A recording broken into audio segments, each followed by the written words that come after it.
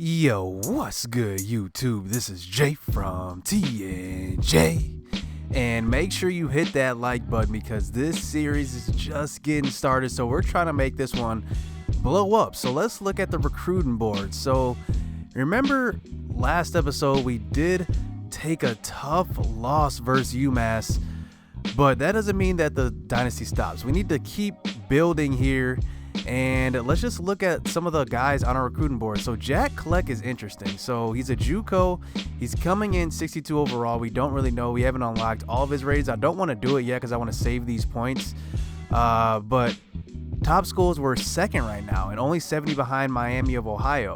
So looking at Arm & Hammer, the other JUCO that we have, we're second with him, but we're a little bit farther behind, 455, looking to go to Georgia. So here's where it gets interesting, man. We got some pretty good recruits coming in. So Justin Johnson leading the way. This is actually probably right now, I'm looking at him my favorite. Let me just unlock. I do want to unlock his ratings right now. See what he had. Oh, so his speed goes up to 87. So he ends up being a 64 overall receiver, catching at 71, which is all right, pretty good. I mean, right now, if we had catching 71 on our team right now, he would be the second best in that statistic. So 71 catching, 87 speed is pretty good. So I like where I stand with him. Looking at Anthony Brunson, keep going on the line. We're second on his list. Robert Johnson, we're third on his. Let's just move over this way. So Brandon Jones, another cornerback, 58 overall. I don't really know what he looks like right now, but we're number one on his board. So Alan King was the guy that I did want because, I mean, look at his speed, 89 speed. He'll be our fastest guy on the team right now. So I do want a kind of a playmaker. And you even see in that last episode, a strong safety, Harry Lord, made a touchdown reception. So even Alan King, maybe he can put some things on offense. Maybe he can get in on certain situations, certain subs. You never know. So hopefully we get him. Connor Eatings, a 54 overall corner. We're first on his list. Byron Dunlap, first on his. Alex Meredith, first on his. I mean, all these guys, we're pretty much in the driver's seat with. And Oliver Saxon is a guy that I do need. I did find out the last couple of games that my outside linebackers aren't really doing anything, it seems like. And I think I'm getting a lot of production from my middle linebackers and my cornerbacks and my linemen, but my outside linebackers aren't doing anything. So I'm kind of prioritizing outside linebackers a little bit. So let's move them up. Oliver Saxon's going to be the number one outside linebacker right now. Let's bump his points up a little bit. Let's bump to like 220. Remember, I want to spread these out across all of our guys, but we are first on his. So looking at Jack Soul, a quarterback, we don't really absolutely need a quarterback, but I guess we do need a quarterback. We don't need a starter. Let's just say that. We don't need a starter right now. So let's just look at him. Maybe he might turn out better than what I think. So right now he's 55 overall. Let's not offer him scholarship yet. Alex Snyder, 51 overall. He's kind of, I mean, right now it looks like he's kind of disappointing a little bit. Josh Howarth, let's just look at where we're ranked on this guy. So we're first on his list. Josh Howarth first on his, and he's 59 overall. It's funny because I probably need to go after him. Being a 58 overall now, I probably need to go after him. And I'm pretty sure let's move him up because right now our linemen are pretty bad. So Preston Lang, let's just look at him. So we're first on his board. So all these guys, we're pretty much first on. Jack Soul, we're second on. Andrew Chapman, we're first on his list too. So we must have just moved up on his. Blake Fisher, middle linebacker, 59 overall. Derek Armstrong as well. Look at all these guys. I mean, we're in the driver's seat with a lot of these guys. One guy I really like here is Stephen Johnson.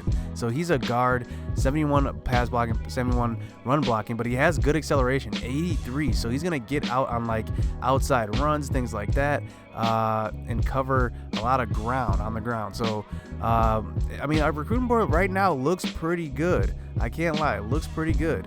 And like I said, looking at our top receiver here, Justin Johnson, I think he's going to be our top recruit because right now, Jack Kleck, we are a little behind on both of our JUCOs. So maybe Justin Johnson might end up being our top recruit. We'll have to see. So let's just check out the matchup this week. So we are going up against Wake Forest, and they do have a pretty good quarterback.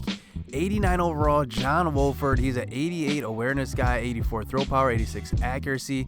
And look at his stats on the year. He's 56 for 90, 771 yards, 5 touchdowns, no picks. So he's not going to make a lot of bad decisions. Then they have Cade Carney at running back, 80 overall. He's a sophomore, so he's going to be a handful. And on the defensive side, actually, let's look at receiver really quick. Their top receiver is a redshirt freshman at 88 overall, Greg Dortch, and this guy is a burner, 94 speed, so we gotta watch out for him on the outside. And then their tight end is their second leading receiver. Man, they have a redshirt freshman at 89 overall. I mean, he's gonna be a beast when he's a senior.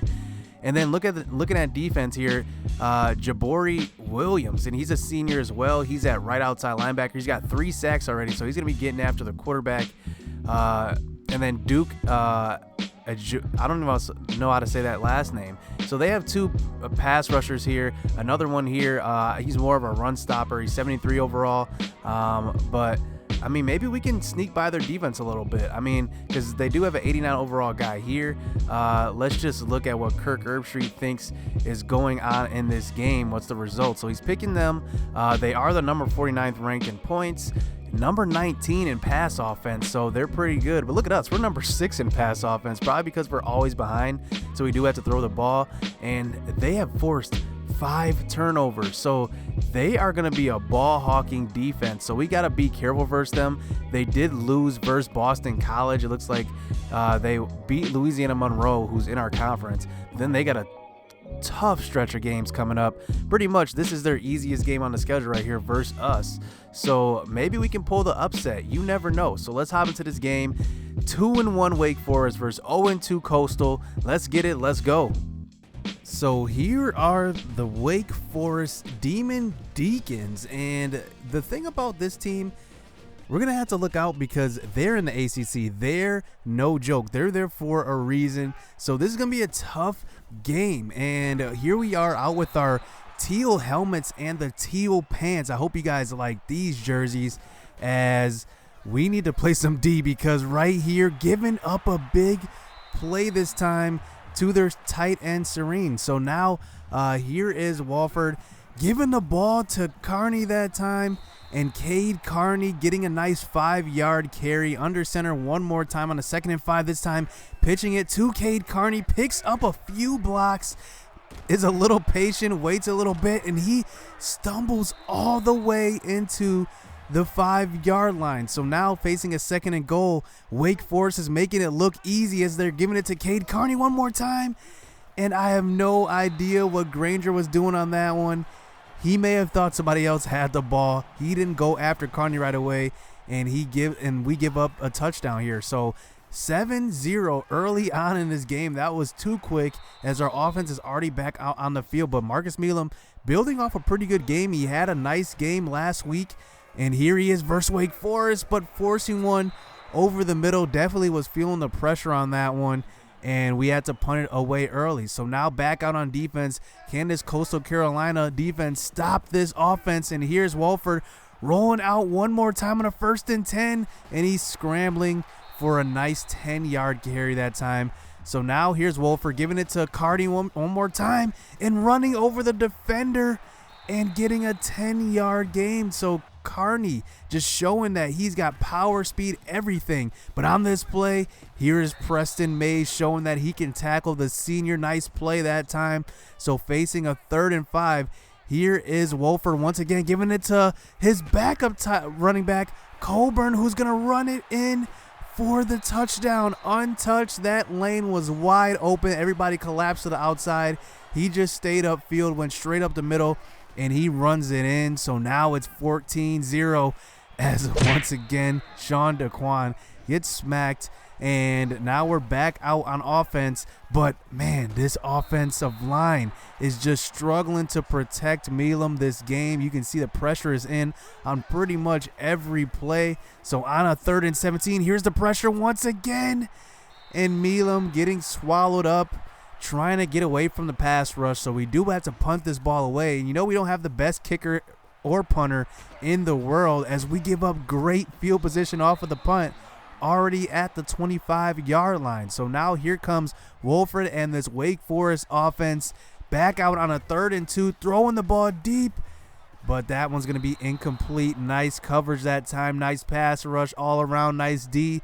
So we do get them to settle for the field goal. So it is 17-0, but it's still the first quarter. We're down 17, but we still got a lot of time left in this game. So here's Marcus Milam back out in the shotgun, doing it with his legs this time, rolling out, getting a nice 8-yard carry. And here's Cameron Yates ready to get this counter, and he has an open lane, and he gets a nice 9 yards as he's gang tackled that time by Wake Forest. And here on a 2nd and inches, here he is from the shotgun, finding a wide open Mason Wynn on the outside. Nice catch that time, staying in bounds, keeping his feet in bounds. And here he is running a similar play, throwing to the outside one more time, this time to Amari Manuel on the sideline. So now getting towards the end of the first quarter, finding everybody on this drive. Here's Paco Ashton using his stiff arm, getting close to the 15-yard line. So now on a 1st and 10, almost 20 seconds left in this first quarter. I'm telling you, everybody's touching the ball. Here is Sean DeQuan. Nice teamwork this time. So now on to the second quarter. Here is Milam giving the ball to Yates up the middle, but he's stuffed. So now we're at a 4th and goal, and what do? We need to run something different. So we run this one to the outside. This time Amari Manuel gets the handoff, and he gets the jet sweep into the end zone. Remember, we ran that jet sweep on the goal line last game, and it seemed to work. So we just reversed it, ran it the other way, gave it to somebody different, and got in for the touchdown. So now back out on defense. We need to do something to stop this offense because Cade Carney is running all over us up to this point. Nice shoestring tackle that time by Cedric Granger as Terry trying to play the deep zone, doesn't pay attention. Tabari Hines does get the outside catch that time on the sideline. Nice footwork, and once again another outside throw. Scotty Washington keeping his feet in bounds. So now here is Wolford giving the ball to Cade Carney. Cade Carney cuts it back. Cedric Granger can't bring him down. That's actually Landon Watkins. Couldn't bring him down, and that's going to be a touchdown up the middle. So that's 24-7 already for this Wake Forest offense, as we cannot stop them out on defense. So now back out on offense. Here is Marcus Milam taking a shot on that one, but getting it to Sean DeQuan. He does stay in the game. So here, throwing to the outside. Sam Forbes with the catch. Take another look. That's a dime of a throw, and look at Sam Forbes getting that knee down, staying in bounds, completing the catch all the way through, and that's a nice pitch and catch by two guys that we really, really need, as Marcus Milam rolls out one more time, getting a nice 10-yard gain, and we're cooking right here on this drive, moving the ball. After that catch, I think we built a little bit of momentum going into halftime as we find Cameron Yates on the outside for a 4-yard reception after running him in motion. So now facing a 3rd and 5 inside the 30-yard line, finding Mason Wynn. Everybody's touching the ball. I like this offense. Nobody's the star. Everybody touches the ball. And here on a 3rd and 7, here is Harry Lord. And remember Harry Lord from the last episode, he's a safety. What is he doing in once again? And if you notice that, he actually has a star under him. He's an impact player after that one touchdown. That's just insane. So now inside the 5-yard line, here is Sam Forbes. He's an impact player as well now, and he gets in for the touchdown. So now 14-24, we cut the deficit down. 2 minutes left here in this half, and Wake Forest gets the ball back. So now they start out this drive close to the 50-yard line after a pretty good return and a couple of plays. Wolford under center, dropping back, throwing the ball deep. Preston Mays is back on the coverage, and that's a nice deflection. He could have had the pick that time, but it's 4th and 4 anyway, so we do get the ball back. So now we do have about a minute, little over a minute, to drive down this field and get some points on the board. And there's a nice throw that time by Milam to Sean DeQuan on the slant route. And here he is one more time, finding Sean DeQuan over the middle, and that's going to be a nice 9-yard gain that time. So now, a minute left in this game. So the clock is wasting. So we have used the timeout, and that time we had to burn another one on the catch that time by Sam Forbes across the middle. So now close to the 50-yard line. Here is Milam one more time, throwing out to Amari Manuel, getting out of bounds. Nice job to catch that one and get out of bounds. So now 27 seconds left in this half, past the 50-yard line now. Rolling out to the right is Milam, and he's just going to run this one himself, and he's going to get a nice gain, and we're almost into field goal range, so we almost got to get there at the 30-yard line now. 18 seconds left in this quarter, rolling out left, but Marcus Milam's going to take a big hit. And check it out. Marcus Milam is down. The trainers need to come out, take another look at this hit. I don't know what he hurt, but he's down right now, and we do have to bring in Wesley David. So can the spring game star actually come in and complete this drive, get us into halftime with some points? There he is, missing the wide open guy, and once again, another play action, but he misses a wide open receiver. 0 for 2 so far, so on a 4th and 10, we're out of field goal range. We have to go for this, and too much pressure forces us to throw it deep. If it wasn't for that last incompletion, we probably wouldn't have had to throw that ball, but instead we turn it over. So right before half, Wolford trying to go deep, but look who it is. Mr. Billups, the big D tackle, gets in for the sack. Nice move on that one, nice spin move, and that brings us to halftime. 24-14. It's a manageable deficit. We can come back, but we're forced to play with our backups here because Marcus Milam, we do find out he's going to be out for the game. So Wesley David, he's going to come in with, he's got good throw power, 80 throw power, but 60 throw accuracy. So we need to put up with this accuracy, but we're trying to give him easy throws, but he misses a wide open running back out of the backfield. And that wasn't even close. I mean, that was way overthrown. And Wolford is going to take back over. And look at that accuracy on that throw, finding Tyler Bell. Nice catch that time. And that is going to be disastrous for this defense. But we do recover a little bit. This time, Adam Pritchard on the tackle, not allowing the running back to get to the outside that time. So on a 3rd and 8, here's Wolford under center. This time finds Hines, and Hines gets 16 yards, only needed 8, and another 3rd down conversion for this Wake Forest offense as Cade Carney once again breaks a tackle and gets in for the touchdown on the 17-yard carry. And man, I mean, their offensive line is just killing us up to this point, but Wake Forest gets on the board. So we do decide to make a change here.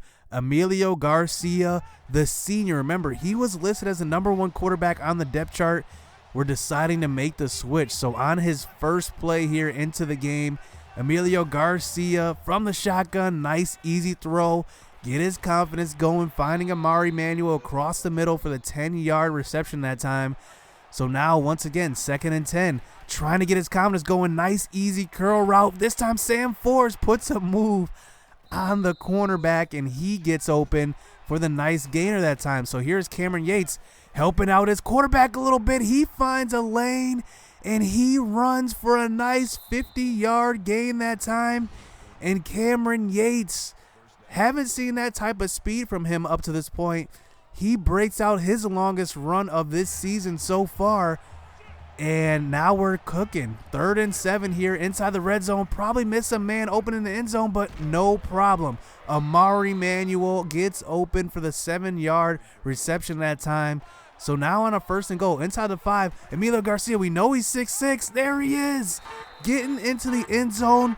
That's the heart of a senior right there. Look at him fight for the end zone on this play as he pretty much drags one defender all the way into the end zone, and he falls in. So nice run that time, nice display of power, nice display of leadership as he comes in and does his thing. But back out on defense, Orlando Norman gives up a huge play, does not get his head turned around, and that is going to be a huge gainer for the Wake Forest Demon Deacons as they come back out past the 40-yard line in our territory now. Throwing to the outside as Wolford, finding Dortch, the receiver, keeping the toes inbounds. And here's Cade Carney. We cannot stop this man. He is just all over this video as, man, I mean, he is just killing this game. And here's Wolford once again throwing to the outside, and somehow Colburn gets in for the touchdown on a third down. He throws it to the flat, and somehow with 2-3 defenders, he gets around these guys and gets in for the touchdown. So now back out on offense. Can Emilio Garcia keep this momentum of the offense going, as he does find the receiver down the sideline this time, and this time Cameron Dixon's getting involved as he's taking a big hit on that one, but he does hold on to the ball. But here's Emilio Garcia driving this team down the field, as this time he throws across the middle, this time to his running back Cameron Yates. So on a third down here, 3rd and 5, 30 seconds left in this third quarter, this time finding Cameron Yates. Nice second move that time by Cameron Yates. He gets open, and that's a nice throw on the run by Garcia, avoiding the sack, avoiding the hit, and he's making some accurate throws as he finds Sam Forbes, and Sam Forbes getting a couple of moves, making moves inside the 5-yard line. So now this team is moving the ball as we do audible here to a run play, giving it to Felipe Cuzo for his first touchdown of the season. As Felipe Cuzo, he was once listed as the #1 running back, kind of got taken, but he's doing pretty good at the back of the roll. I like to see that from him. He is a smaller guy, so he can fit through these small holes, and we do make this a 10-point game. But here's Wolford back out on offense and throwing an absolute dime to Hines, and Preston Mays gets burnt on that one, and that's going to be a touchdown here given up by Mays, and another 3-score lead here for the Wake Forest Demon Deacons. But I mean, Emilio Garcia, what can I say? I mean, this guy is making all the throws. You can see deep, short, long, intermediate, whatever you need, he's giving it, as Sean DeQuan gets the reception. And here is CJ Goodwin getting involved now. So everybody's getting involved. I like when all the receivers are rotating in.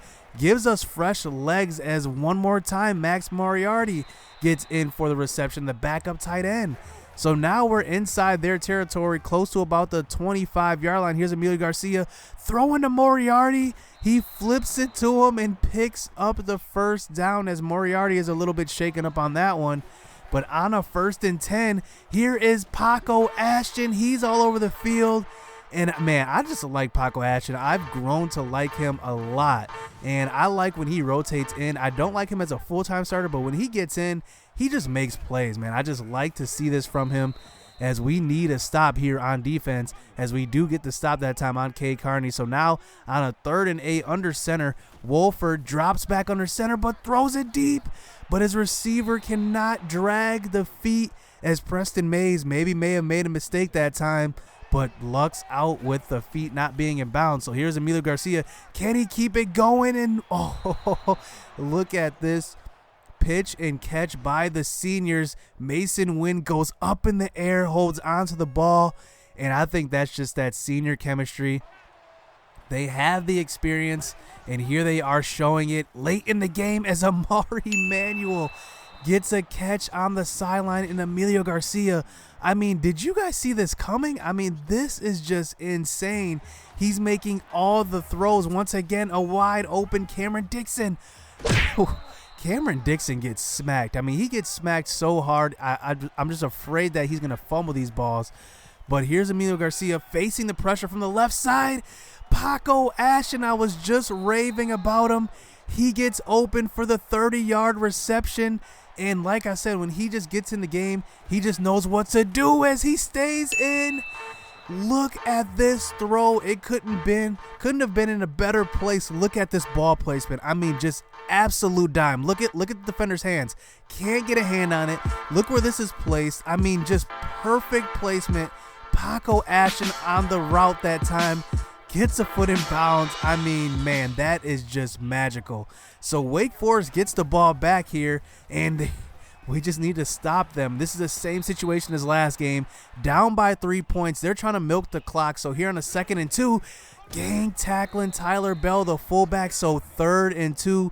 We've used all of our timeouts except one, but if they get a first down, this game's over. So on a 3rd and 2, we get to stop Cedric Granger with the biggest tackle of his young career. His 2nd tackle for loss. Look at, he diagnoses it, sees that it's a broken play, and gets the tackle. So we do get them to settle for the field goal.